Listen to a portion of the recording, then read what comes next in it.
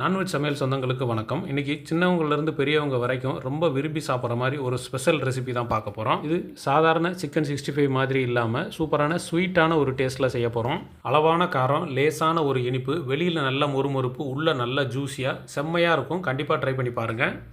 வணக்கம். நீங்கள் நான்வெஜ் சமையலில் ஸ்வீட் சில்லி தான் பார்க்க போகிறோம். அந்த ஸ்வீட் சில்லி செய்கிறதுக்கு நம்ம இன்றைக்கி ஒரு 1/2 கிலோ சிக்கன் இந்த பவுலில் எடுத்து வச்சுருக்கோம். 1/2 கிலோ சிக்கன் நம்ம இந்த மாதிரி சின்ன சின்ன பீஸுகளாகவும் எடுத்துக்கோங்க. நீங்கள் போன்லெஸ்ஸும் எடுத்துக்கலாம், போன்லையும் எடுத்துக்கலாம். ரெண்டையும் எடுத்து இந்த மாதிரி துண்டுகளாக மொத்தம் கட் பண்ணிவிட்டு நல்லா 2-3 தடவை கழுவிட்டு நம்ம அந்த பவுலில் 1/2 கிலோ சிக்கன் எடுத்து வச்சுருக்கோம். இப்போ இதில் தூளுப்பு ஒரு 1/2 டீஸ்பூனு, மிளகுத்தூள் ஒரு 1/4 டீஸ்பூனு, இஞ்சியும் பூண்டும் ஒரு 3 டீஸ்பூனு நல்லா நைஸ் அரைச்சி வச்சுருக்கோம், அதை உள்ளே சேர்த்துக்கலாம். பச்சை மிளகா ஒரு 4 பீஸ் நல்ல பெரிய பீஸாக எடுத்து அதை நைஸாக அரைச்சி வச்சுருக்கோம், அதை நம்ம உள்ளே சேர்த்துக்கலாம். இது காரத்துக்கு முழுக்க இன்னைக்கு பச்சை மிளகா தான் நம்ம சேர்த்துருக்கோம். மல்லி நல்லா இலையாக எடுத்துகிட்டு ஒரு 5 விரல் அளவு கொஞ்சமாக நம்ம பொடுசாக கட் பண்ணி உள்ளே சேர்த்துக்கலாம். அதேமாரி புதினாவும் ஒரு 10 தலை எடுத்து பொடுசாக கட் பண்ணிவிட்டு உள்ளே சேர்த்துக்கலாம். ஒரு முட்டையை மட்டும் உடைச்சிட்டு உள்ளே சேர்த்துக்கோங்க. இப்போ எல்லாத்தையும் நல்லா சேர்ந்து மிக்ஸ் பண்ணி விட்டுறலாம்.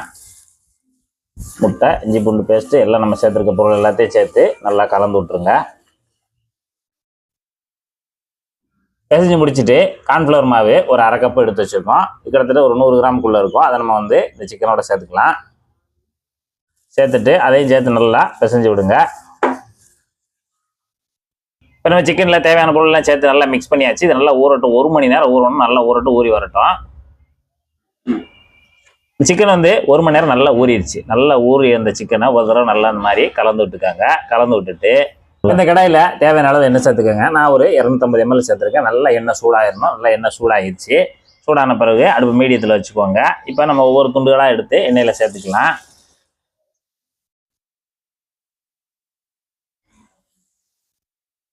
இப்போ எண்ணெயில் சேர்த்து ஒரு நிமிஷம் ஆச்சு. 1 நிமிஷம் கழிச்சு ஜல்லிக்கரண்டி போட்டு நம்ம அப்படியே எல்லாத்தையும் நல்லா ஒன்று போல் உதிரியாக பிரித்து விட்டு சிக்கனை நல்லா வேக வச்சு எடுக்கணும்.